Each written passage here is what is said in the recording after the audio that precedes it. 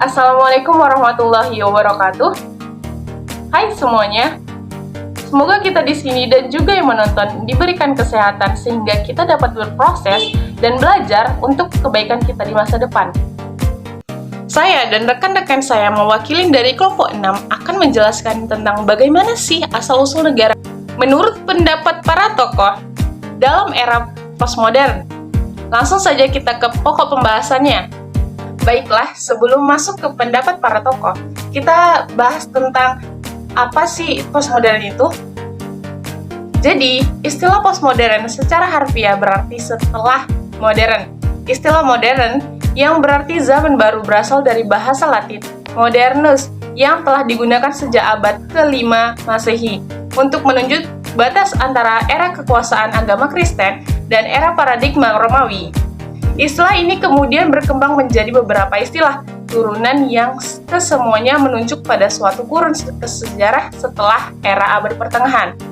Lahirnya postmodern yang ditandai dengan totalitas struktur sosial baru, perkembangan teknologi dan informasi yang pesat, serta terbentuknya masyarakat komputerisasi, dunia simulasi dan hiperrealitas.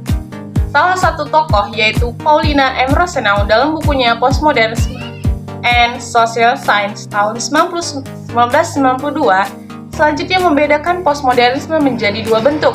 Yang pertama, postmodern sebagai paradigma pemikiran. Sebagai paradigma pemikiran, postmodern ini meliputi tiga aspek, yaitu ontologi, epistologi, dan aksiologi. Ketiga aspek dasar ini menjadi kerangka berpikir dan bertindak penganut postmodernisme bentuk pertama. Misalnya ada tokoh yang mengatakan hal ini yaitu Lyotard, Derrida, dan Foucault. Yang kedua, postmodern sebagai metode analisis kebudayaan dalam konteks sebagai metode analisis kebudayaan. Dalam konteks ini, prinsip dan pemikiran postmodernisme digunakan sebagai lensa membaca realitas sosial budaya masyarakat kontemporer. Sementara itu, sejumlah kalangan memandang postmodernisme sebagai bagian dari proyek modernisme yang belum usai. Tokoh-tokoh pasca modern. 1. Jean-François Lyotard adalah pemikir filsafat dan sosial Prancis yang mulai meletakkan dasar argumentasi filosofis dalam diskursus pasca modern melalui bukunya yang telah menjadi klasik, The Condition of Postmodern, A Report on Knowledge, 1984. Lyotard mencatat beberapa ciri utama kebudayaan postmodern ditandai oleh beberapa prinsip, yakni lahirnya masyarakat komputerisasi, runtuhnya narasi-narasi besar modernisme, lahirnya prinsip delegitimasi, densus, serta paralogi. Dalam masyarakat komputerisasi seperti ini, nilai-nilai serta asumsi dasar modernisme yaitu rasio, hukum sejarah linier, subjek, ego, narasi besar, otonomi, identitas tidak lagi mampu menggambarkan realitas. Bahkan, realitas telah berubah sesuai dengan perubahan karakter masyarakat postmodern. Realitas masyarakat seperti inilah yang menjadi wadah area perjuangan nilai-nilai baru postmodernisme. 2. Michel Foucault, kuasa pengetahuan era pasca modern. Foucault mencatat beberapa karakter khas kebudayaan pasca modern. Berangkat dari Kant, Foucault bersepakat bahwa era pencerahan adalah saat di mana rasio mendapatkan tempat istimewa dalam sejarah perkembangan kebudayaan. Namun, ia menolak anggapan Kant bahwa rasio berlaku universal. Bagi rasio hanya salah satu cara untuk menghadapi situasi zaman saat itu. Menurut Foucault, kekuasaan bukanlah kekuatan, institusi, atau struktur yang bersifat menundukkan. Kekuasaan adalah label nominal bagi relasi strategis yang kompleks dalam masyarakat.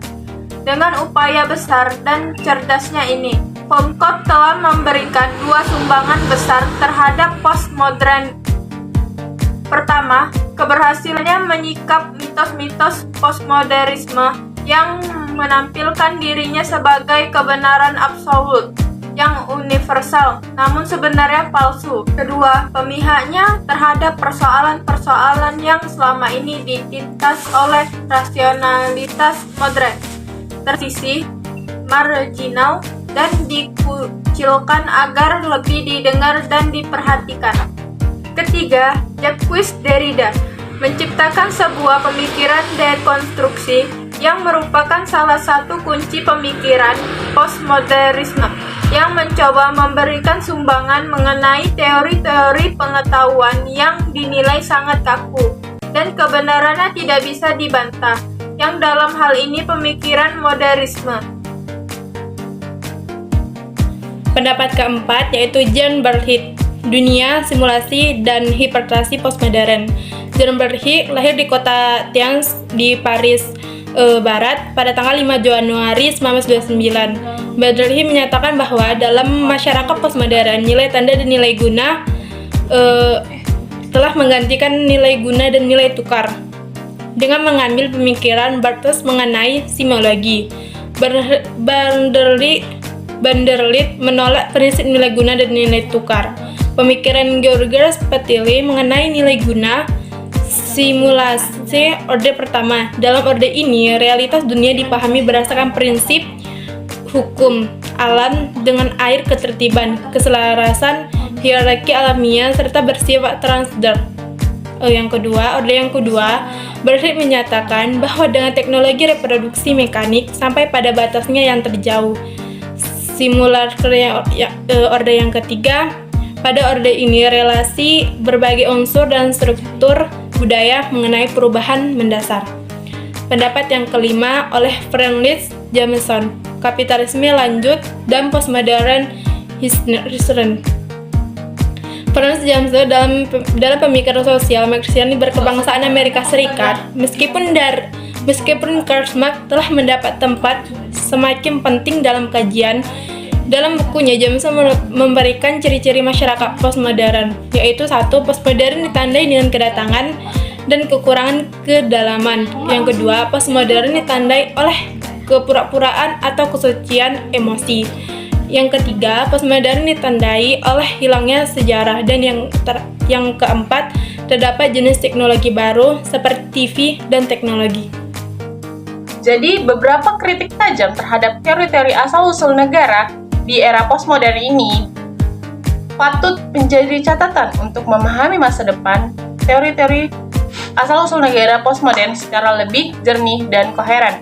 Setidaknya, diperlukan sikap kritis, reflektif, dan objektif dalam memandang realitas sosial dan budaya kontemporer dewasa ini. Sikap ini diperlukan sebagai filter agar tidak berkembang sikap priori, fatalis, dan nihilis terhadap kebudayaan postmodern. Nah, itulah akhir dari penjelasan kelompok 6 kami ini. Sekurang-kurangnya kami minta maaf dan semoga penjelasan yang kami berikan akan bermanfaat bagi yang menonton. Dan terima kasih untuk Ibu Eli Darsari yang telah membimbing dan menjadi dosen ilmu negara. Terima kasih dan sekian dari kami. Wassalamualaikum warahmatullahi wabarakatuh. To fake it. 5 your time.